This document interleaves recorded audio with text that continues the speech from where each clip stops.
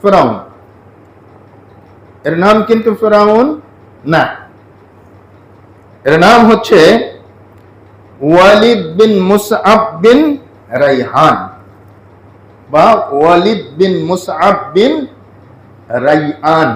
রাইয়ান হতে পারে, রাইহানও হতে পারে। ওয়ালিদ বিন মুসআব বিন রাইয়ান তার নাম, পুরা নাম।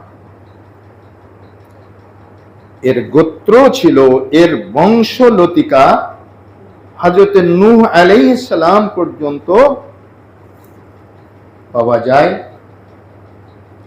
আপনি যদি সূরা বাকারার 49 নম্বরের তাফসীরটা দেখেন, তাফসীরে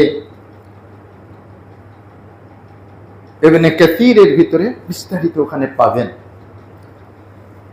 তো এই ফিরআউন মিশরে ওই যে ইয়াকুব আলাইহিস সালামের বংশধর যে রাজত্ব শুরু করলো, কখন থেকে?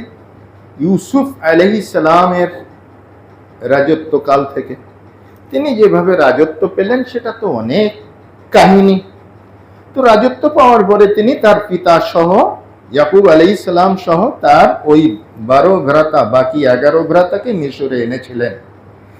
এই যে বংশ ইয়াকুব আলাইহিস সালামের, এদেরকে বলা হয় বনি ইসরাইল। ইয়াকুব আলাইহিস সালামের আরেকটি নাম ছিল ইসরাইল, ঠিক আছে? এদের বংশের যে সন্তান, বংশ পরিক্রমা, তারা সম্মিলিতভাবে বনি ইসরাইল, বনি ইসরাইল যে সূরা নাজিল হয়েছে কোরআনুল কারীম। এই ইয়াকুব আলাইহিস সালামের 12 সন্তানের ভিতরে 2টা হচ্ছে ইউসুফ আর বনিয়ামিন, আর যে 10টা, ওই 10টার ভিতরে একটার নাম ছিল ইয়াহুদা,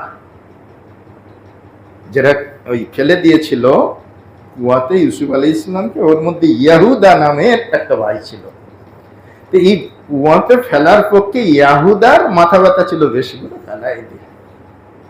ইউসুফ যখন পড়ে খুব কাকুতি মিনতি করতে লাগলো, কান্নাকাটি করতে লাগলো, আমাকে এভাবে রেখে যেও না, তোমরা ফেলে যেও না, তুলে নাও, তখন তার 2-1 ভাই ওখান থেকে দয়া পরবশ হয়ে তাকে আবার কিন্তু ওঠাতে চেয়েছিল। ইয়াহুদা বলেছিল, নো টাচ, খবরদার, রশিতে হাত দেবে না, ও ওঠানো যাবে না। তো যাই হোক, সে অনেক কাহিনী। ওই যে বনি ইসরাইলের উৎপত্তি আর ইহুদিদের উৎপত্তি, ওই ইয়াহুদার বংশে যারা ছিল তাদের নাম ইহুদি।